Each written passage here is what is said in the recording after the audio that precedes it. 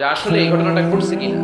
100% যখন আপনি confirm, then you may share in Facebook, that's not a big deal, then share দেন, জনসচেতনতার জন্য শেয়ার দেন, সমস্যা নেই। কিন্তু না জেনে শেয়ার দেওয়া যাবে? কথা বলেন। আল্লাহ রাসূল সাল্লাল্লাহু আলাইহি ওয়াসাল্লামের জীবনে এরকম একটা ঘটনা ঘটেছিল।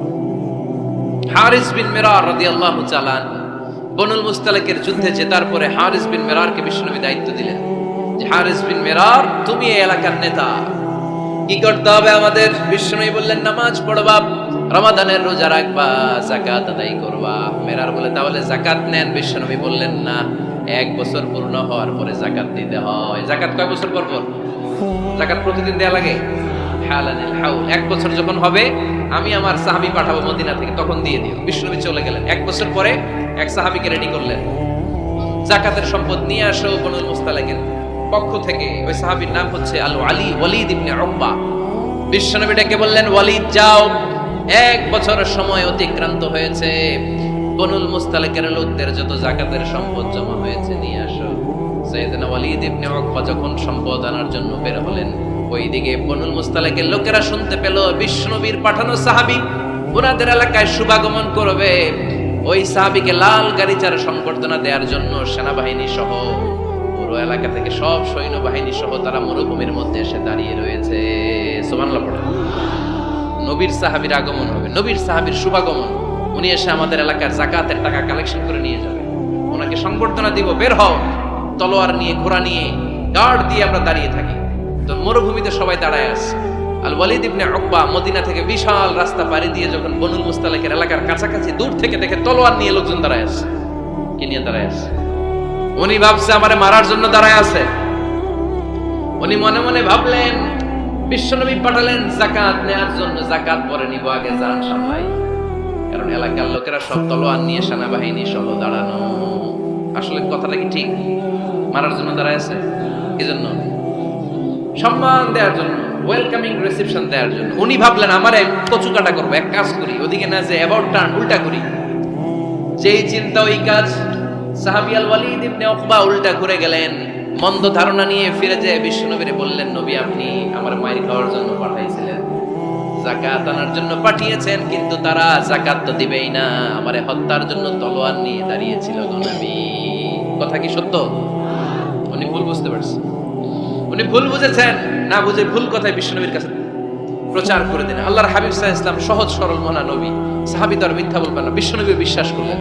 বিশ্বাস করে খালিদ ইবনে ওয়ালিদের নেতৃত্বে 1000 সৈন্যের অভিযান পাঠালেন। বললেন, যাও, যে দেখো ঘটনা কি, ঘটনা সত্য হলে অভিযান চালাও। আল্লাহ বলে, নবী অভিযান করে চালায়, এই কথা নয়। ফাতাবায়ানু ইন জাআকুম ফাসিকুম বিনাবাইন ফাতাবায়ানু।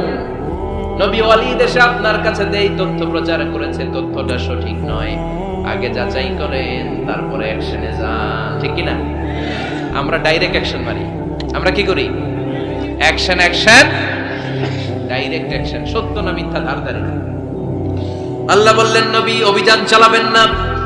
ওয়ালিদ যেই কথা আপনারে বলেছে এই কথাটা সত্য নয়।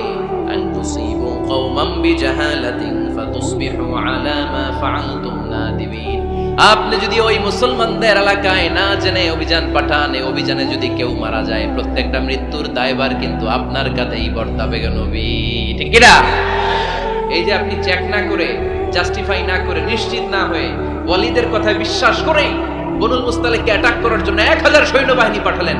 ওরা যদি আক্রমণ করতো, কেউ যদি মারা যেত, এই দায়ভার কার? আমার নবীর। ঠিক কিনা? নবীকে শিখানোর মাধ্যমে আল্লাহ তাআলা গোটা উম্মাহকে শিখাই দিলেন, ইন জাআকুম ফাসিকুম বিনাবাইন ফাতাবায়ানু।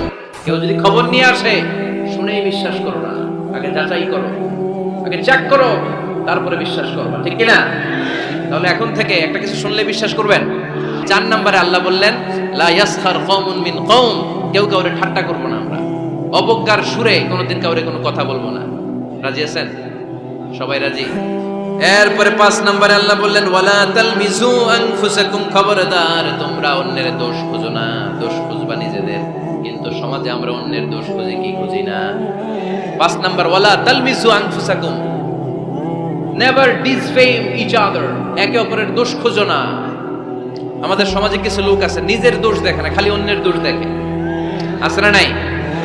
চায়ের দোকানে বসে বসে দেখবেন, বলবে এই বাড়িতে এই সমস্যা, ওই বাড়িতে ওই সমস্যা, ওই বাড়িতে মারামারি, ওই বাড়িতে কাটাকাটি, তোর বাড়িতে কি সমস্যা ওইটা বল। তোমার বাড়িতে কি সমস্যা ওইটা বলো মিয়া। আসলে এরকম এই হুজুর ভালো না, এই সমস্যা, ওই হুজুরও ভালো না, এই হুজুরও খারাপ, এই হুজুরের এই সমস্যা। তুমি হুজুরের কি সমস্যা? তুমি হুজুরের কি সমস্যা আগে জাতির কাছে ওইটা বলো। আগে নিজে ভালো হও, নিজে ভালো তো জগৎ ভালো। যেন খবরদার অন্যের দোষ খুঁজবেন না, এটা খুব বাজে একটা স্বভাব। খালি অন্যের দোষ খুঁজে, যে নিজে নিজের দোষ খুঁজতে পারে, যে নিজে নিজের সমালোচনা করতে পারে, সে সবচেয়ে বুদ্ধিমান। কারণ অন্য কি করছে এই ব্যাপারে আপনারা ধরবে আল্লাহ। কথা বলেন না কেন? আল্লাহ আপনাকে ধরবে, আপনার কি সমস্যা, আপনি কি করলেন, শুধু ওই ব্যাপারেই আপনি জিজ্ঞাসিত হবেন। এজন্য আল্লাহ বললেন তাদের উপর আমার লানত, তাদের উপর ধ্বংস, যারা প্রকাশ্যে অপ্রকাশ্যে অন্যদের দোষ খুঁজে বেড়ায়, দোষ বলে বেড়ায়। এরকম আছে না নাই? আল্লাহ লানত দিয়ে বললেন ওয়াইলুল লিকুল্লি হুমাযাতিন লুমাযা। গোপনে দোষ খোঁজে, প্রকাশ্যে দোষ বলে, তাদের উপর আল্লাহ লানাত। হুমাযাতিন লুমাযা, এই লুমাযা শব্দ থেকে আল্লাহ এনেছেন ওয়ালা তালমিযু আনফুসাকুম। একে অপরের দোষ খোঁজো না, নিজের দোষ খোঁজো, সেই সবচেয়ে বুদ্ধিমান। তাহলে আমরা আত্মসমালোচনা করব। কি করব? খেয়াল রাখবেন, সবচেয়ে খারাপ হচ্ছে সমালোচনা। সবচেয়ে খারাপ কি? তারপর কিছুটা ভালো যেটা, সেটা হচ্ছে আলোচনা। সেটা কি? আলোচনা। সবচেয়ে ভালো হচ্ছে আত্মসমালোচনা। সবচেয়ে ভালো কি? তাহলে তিনটা বললাম। এক হচ্ছে সমালোচনা, আমরা করব না, আমরা করব আলোচনা, আর সবচেয়ে বেশি করব আত্মসমালোচনা, সেলফ ক্রিটিসিজম। রাতে ঘুমানোর আগে একটু ভাববেন কি কি ভুল করলাম, কাকে কাকে কষ্ট দিলাম, কি কি অন্যায় আজকে আমার দ্বারা হলো, কালকের দিনটা যেন আমার আজকের দিনের চেয়ে ভালো হয়। নিজের সাথে নিজের এরকম বোঝাপড়ার দরকার আছে না নাই? আমরা যেন আত্মসমালোচনা করি ফরিদপুরের ভাইয়েরা, অন্যের দোষ যেন না খুঁজি। Small people talk about people. যারা নিচু মানের মানুষ, এরা শুধু মানুষের দোষ খুঁজে বেড়ায়, মানুষ নিয়ে কথা কয়, এই মানুষ, এই মানুষের সমস্যা, এই সমস্যা। Average people talk about things and story and the incidents. যারা মাঝারি মনের মানুষ, তারা বিভিন্ন ঘটনা নিয়ে কথা বলে, বিভিন্ন বিষয় নিয়ে কথা বলে। আর গ্রেট পিপল, যারা মহামানুষ, দে টক অ্যাবাউট আইডিয়াস। তারা নতুন নতুন আইডিয়া নিয়ে কথা বলে। এই আইডিয়া সমাজে অ্যাপ্লাই করলে, ইমপ্লিমেন্ট করলে সমাজটা বদলে যাবে। এই আইডিয়া এখানে সেট করলে এখানে কল্যাণ হবে। বড় মনের মানুষরা আইডিয়া নিয়ে কথা বলে। এখন দ্য ডিসিশন ইজ ইয়োরস, সিদ্ধান্ত আপনার। আপনি কি ছোট মনের মানুষ হবেন না বড় মনের মানুষ হবেন? অন্যরে নিয়ে আমার কোনো টেনশনের দরকার নেই। আমি জান্নাতি না জাহান্নামী, এই টেনশনে তো ঘুম আসে না আমার। আমার কি অবস্থা হবে আমি জানি না। আমি আরেকজনের দোষ খুঁজি, আমি আরেকজনের বদনাম বলি, আমি আরেকজনের পিছু লেগে থাকি। খবরদার, বিশ্বাসী বলে যারা দাবি করে তারা কখনো অন্যের পিছু লাগতে পারে। খেয়াল রাখবেন, কেউ যদি পিছু লেগে থাকে ও আজীবন পিছেই থাকবে। পিছু লাগা মানে কি? ও সামনে না আমি সামনে? কথা বোঝে নাই বোধহয়। কেউ যদি আমার পিছু লাগে, ও সামনে না আমি সামনে? আমি সামনেই থাকবো, ও পিছনেই থাকবে। কথা বুঝতে পেরেছেন? খবরদার, পিছু লাগবো না কারো। কারণ কারো পিছু লাগলে আমি পিছনে পড়ে যাবো। কারো দোষ খুঁজবো না, নিজের দোষ খুঁজবো। আমার কি সমস্যা, আমার কি ইমপ্রুভ করা দরকার, আমার কি ডেভেলপ করা দরকার, আমি নিজেকে কিভাবে সাজাতে পারি, এই নিয়ে থাকবে আমার টেনশন। আল্লাহর দেয়া আমাদের জন্য সবচেয়ে বড় উপহার হচ্ছে সময়। আল্লাহ আপনারা এত কিছু দিয়েছে, এর মধ্যে সবচেয়ে দামি কোন জিনিসটা দিয়েছে জানেন? সময়। কি দিয়েছেন? আমাদের জীবনের এই সবচেয়ে দামি জিনিসটা, এই সময়টা আমরা অন্যের পিছনে লাগাই ফেলি। অন্যের দোষ খুঁজতে খুঁজতে অন্যের এই সময়টা দিয়ে দিই। নিজের সময় নিজের কাজে লাগাতে পারি না, তাই না? এজন্য আমরা যেন অন্যের দোষ না খুঁজি, নিজের দোষ খুঁজি। ওয়ালা তালমিযু আনফুসাকুম, একে অপরের দোষ খুঁজো না। আদেশটা কার? আওয়াজ করে বলতে হবে, আদেশটা কার? এরপরে রব্বুল আলামিন বললেন ওয়ালা তানাবাসু বিল আলকাব। খবরদার, খবরদার, কাউরে মন্দ নামে ডেকো না। প্রত্যেককে যে নামে ডাকলে সে খুশি হয়, তাকে ওই নামে ডাকো। কোনো মন্দ নামে কখনো কাউরে ডাকা যাবে না। মন্দ নামে ডাকা যাবে? সম্মানিত ভাইরা, কাউরে মন্দ নামে ডাকবেন, তার যেই নাম ওই নামে ডাকবেন। যে নামে সে নিজেকে ডাকলে পছন্দ করে, তাকে ওই নামে ডাকবেন। মন্দ নামে কাউরে ডাকা যাবে না। এটা কবিরা গুনাহ। এটা কি গুনাহ? কবিরা গুনাহ। কারণ প্রত্যেকের নামটা প্রত্যেকের কাছে খুব প্রিয়, খুব আপন, খুব যত্নের, তাই না? ভাই আপনার নাম কি? উজ্জ্বল হোসেন। উজ্জ্বল নামে আরো মানুষ এই গ্রামে আছে না নাই? আপনার কাছে মনে হইতে পারে উজ্জ্বল নামটা তো খুব স্বাভাবিক একটা নাম। উজ্জ্বল, কত উজ্জ্বল আছে এলাকায়। আপনার কাছে এরকমই লাগে, কত উজ্জ্বল। কিন্তু ওনার কাছে উজ্জ্বল নামটা এরকম না। ওনার কাছে উজ্জ্বল নামটা স্পেশাল। উজ্জ্বল নামটা কি? স্পেশাল। কারণ এই নামে তাকে সবাই ডাকে। এই নামটা তার কাছে খুব আদরের, খুব যত্নের। হুজুর আপনার নাম কি? সুলাইমান ফারুকী। আপনার কাছে মনে হতে পারে আরে কত সুলাইমান তো জীবনে দেখছি, কত সুলাইমান আছে বাংলাদেশে, 10,000 সুলাইমান আছে না নাই? তো আপনার কাছে এরকম মনে হয়, কিন্তু ভাইজানের কাছে কি এরকম মনে হয়? ভাইজানের কাছে সুলাইমানটা খুব দরদের, খুব প্রিয়, খুব আদরের, কারণ এই নামে ভাইজানকে সবাই চিনি, ঠিক কিনা? আমার নাম মিজান, আপনার কাছে মনে হইতে পারে আরে এই নামের কত লোক আছে বাংলাদেশ, আছে না?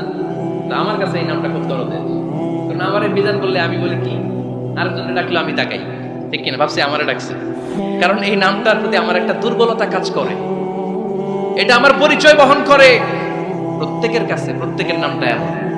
এজন্য কারো নাম যখন নেবেন সুন্দরভাবে নেবেন। প্রত্যেকের নামকে পছন্দ করে, তার প্রমাণ কেউ কাগজ কলম পাইলেই দেখবেন নিজের নাম লেখে, সিগনেচার মারে, আছে না নাই? বিশেষ করে সাগরে ঘুরতে গেলে বালুর মধ্যে প্রত্যেকের নাম লেখে দেখবেন, দেখছেন? কক্সবাজারে ঘুরতে গেছেন কারা কারা দেখি? আচ্ছা, দেখবেন আমি অনেককে দেখেছি সাগর পাড়ে বালুর তীরে বালু পেলেই প্রত্যেকে নিজের নামটা লেখে আবার লাভ চিহ্ন দেয়, এমনি বড় করে একটা কি দেয়, লাভ মানে কি, তার মানে আমার নামটারে আমি ভালোবাসি। প্রত্যেকের নামটারে বড্ড ভালোবাসি। এজন্য কখনো এই রোহিঙ্গা ফয়নির্বোধ এগুলো বলবে না, যার যেই নাম ওই নামটা সুন্দর করে ডাকবেন। আল্লাহ বললেন ওয়ালা তানাবাযু বিল আলকাব, মন্দ নামে কখনো কাউকে ডেকো না, সুন্দর নামে ডাকো। নামের বিকৃতি কবিরা গুনাহ, আমরা আমাদের দেশে এটা করি। কত সুন্দর নাম বাবা মা রেখেছে, আবু বকর, ওরে ডাকে বক্কইরা, কি ডাকে? বাবা মা রেখেছে আব্দুল ওয়াক্কাস, ওরে ডাকে হ্যাঁ আকাইচা। এটা হইলো? এগুলো করবেন আল্লাহর নামের সাথে মিলায়। কি সুন্দর নাম আব্দুল কুদ্দুস, ওরে কি ডাকে? হ্যাঁ, আজকে থেকে আর ডাকবেন? ডাকবেন আর? তাহলে আমরা প্রত্যেকে সুন্দর নামে ডাকতে রাজি আছি না নাই?